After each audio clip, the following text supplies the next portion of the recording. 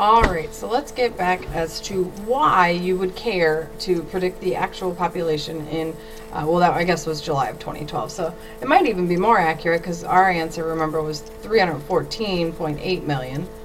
Okay, and this number is 313.9 million, but that was a little bit before, 2013. So maybe it even grew to be 314.8 million. So I think, personally, and that's a pretty darn good estimate of what the actual population will be. Well, why is this important? Well, let's say, you're a mayor of some city in the U.S. Well, yeah, you don't care about the whole U.S., or maybe you're the president. Well, shoot, we're dreaming. Let's dream big. So let's say, forget that, we're the president of the U.S., so the president. Now, of course, he has all the people, working for him to kind of figure out all this stuff. But he has to know, okay, well, if I'm expecting my population 10 years down the road to be, 300 million, or excuse me, that's too much. So like 3 million more than what it currently is, well, I have to plan for that. I got to make sure there's enough schools. I got to make sure there's good transportation. I got to make sure there's enough gas, all kinds of stuff. So you really do have to sit down and plan for population growth or decay. Because let's say scale it back down to the mayor size. Let's say your city isn't doing so hot and people are moving out of your city. Well, what are we going to do? Or are we going to build new schools? No. If we figured out that we're losing people, we're going to maybe condense some of our schools. So a lot of big decisions are made on math like this. So obviously the president doesn't sit down and write a model for his population for the U.S. He has people that does it for him. But maybe you could be one of those people who do that for him. So that's pretty big deal. And you don't want to give the president wrong information because he won't be happy. A lot of people are counting on him. So do him justice. Okay? Let's take a look at our last example here.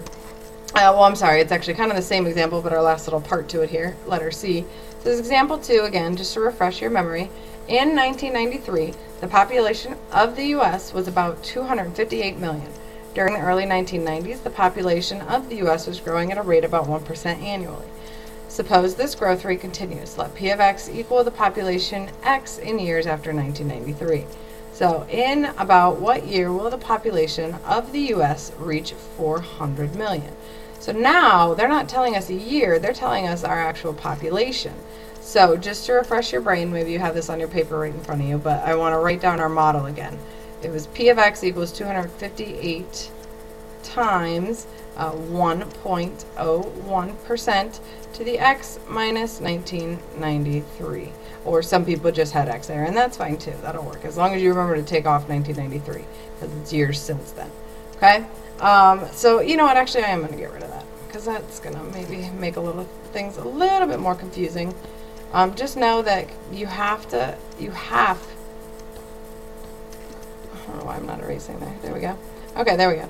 You have to make sure that you're counting since 1993 and not just since the beginning of time, which I think we can remember to do. So we're just going to have X. Okay, but now this 400 million, can't put it in for X because X is the time that has passed. Well, it hasn't been 400 million years. 400 million is the actual population, so we put that in for P of X right here. So you take this whole P of X out, because P stands for population, so P of a certain year. So we take that out and we put in 400. Now again, we don't need to write out the million because 258 is also in millions. So we are kind of in the same units here, so we don't need to worry about it. So we have 258 times 1.01 to the X power. Now, what we could do is we could start solving this algebraically, which we would divide by 258 on each side. Divide by 258. And 400 divided by 258, let me just do that real quick, is 1.55, for argument's sake. There's more to that decimal. And then we, these 258s cancels and we just get 1.01 to the X power. Now, how do we get X by itself? So this is kind of a problem here. You could take it to the xth root, I guess, would work, but we don't know what to put in for X, so that doesn't actually work. That's the only thing I can think of to be able to solve this guy. And you know what? This might seem confusing to you, but it should be at this point because we actually have not learned how to solve this type of equation yet. Okay, so we actually cannot do any of that. So I'm going to actually go ahead and neaten this up and get my eraser out. Because we can't do this. Okay? We have yet to learn how to solve exponential equations, which is fine, because guess what? It's coming. We will. By the end of this unit, you will know how. But until that time, what we're going to do is we're going to work with our actual equation right here, and we're going to break it down into two separate entities, and I'll show you how to kind of tackle this guy. It's going to use a little bit of technology, which is good because we have technology. So I'm going to break it down to two different sides. We're going to have what we're aiming for over here and our actual equation over here. So grab your calculators. Please do this along with me. I'll be very upset if you have no clue how to do this tomorrow because you didn't follow along. I'll give you a second, pause the video, grab your calculators, and then join us again.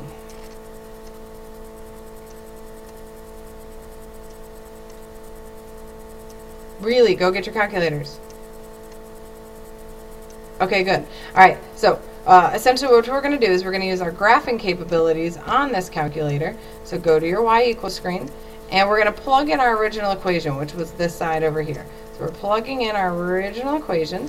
So we have 258 times 1.01 to the x.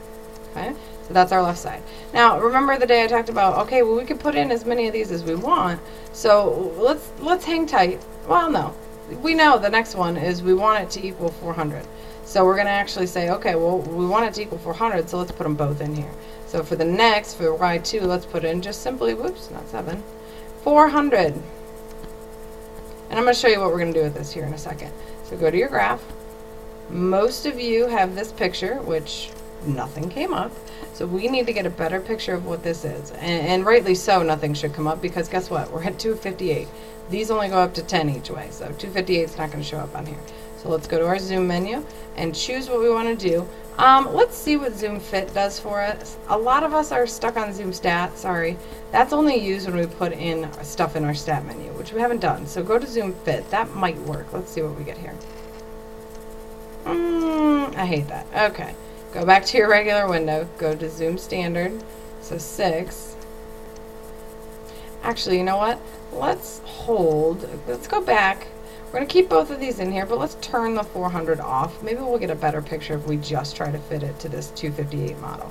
So in order to turn it off, all you have to do is use these arrow keys to get your cursor onto the equal sign for Y2, and then hitting enter turns it on and off. So right now if it's darkened in, it's on. So if I hit it again, it's off, and make sure it's not darkened in. The top one needs to be, but the Y2 does not need to be. Okay, so let's go back to our graph. We still get nothing. So let's zoom fit again. Zoom fit is 0. Let's see if we get a better picture this time. Still don't like. Well, let's go turn our Y2 back on and see if we can get an intersection point here. So, okay, it's back on. So now just go back to your graph without zooming anything. No, still no good. All right, let's do this the good old-fashioned way. So go back to zoom standard. Now we're just going to zoom out. So zoom out is number 3. So zoom out. Oh, you did it twice. I still get nothing. Let's zoom out again. Ah, I see a little something. Let's zoom out again. Ah, that's a pretty picture. Okay, so we zoomed out 3 or 4 times just to get where we are at. If you do not see the screen, I highly encourage you to pause your video, go back through and how I got this, because I did a few trial and error things myself, which is allowed. You are allowed to mess up on your calculator as long as you figure it out. It's all about troubleshooting. So if you got lost, go back and rewatch to where it actually started working and see if you can get to this picture. If you cannot, please make sure you ask me tomorrow, okay? So we are zoomed out. We can tell we're zoomed out because these bars are darkened in. We have both of our equations here. This piece right here is our 258 times 1.01 to the x power. How do I know that? Well, it's exponential, so it's that curved piece there. And then this straight bar here is where y equals 400. Well, how do I know that? Well, y equals 400, because remember, these are both y equals stuff. Y equals 400 is a horizontal line saying that's my goal. That's where I want to hit. So if this is, whoops, sorry, it automatically turned off. If this is my actual population growing, where does it hit 400? Well, let me show you something special that your calculator does. You can actually find out exactly where these hit. So all you have to do is go to your calc menu, which remember is your trace button, but you have to hit second first, so second, calc menu. And you want to find their intersection, which is option number 5, so you can either use your arrow keys or just hit the button for 5. Hit enter. Okay, now first curve. So it's just asking you what two things do you want to intersect. So if you scroll left and right, notice I'm on my exponential curve here, which is where I want to be. That's one thing I want to intersect. So I'm going to hit enter. And then it automatically hops to what it thinks is the second curve, and they use the term curve loosely because obviously this is a straight line. But you know, you can test it, just go back and forth a little bit. It doesn't need to be in any special spot on this line, it just needs to be on it. And so it is, we can tell that it is, so that's our second curve. So we're going to hit enter. And then it says guess, and we say, oh sure, just guess for us because our calculator cannot be exact. So we hit enter a third time. And we get an intersection of 44.069. So this is, let's just round it to 44, and y is 400. Now we expected y to be 400 because that's what our y value was. That's where we hit this line, but we didn't know what our x value was. And remember, so I'm just going to jot that down over here. So x equals 44. We'll just round it to 44. That'll be good enough. And remember, x was our years because that's where we started out here. So years or time since, of course, since 1993. Okay, so we're 44 years past 1993, and that's when I'm going to have a population of 400. We've hit this goal here of 400 people, so we need to figure out what year that is. So I would really just say, all right, let's get out of our graph. 1993 plus 44 years is going to be 2037. So 2037 will be when our population is 400 million people. So let's clean this up a little bit. So year 2037 will be when US hits 400 million people. Okay, so that whole thing is our answer. Sorry, I'm having a hard time boxing. Hopefully yours is a little neater. But essentially that's what we found. They wanted to know, and it says to estimate for us in about what year will the population of the US reach 400 million? Well, 237 will be about then.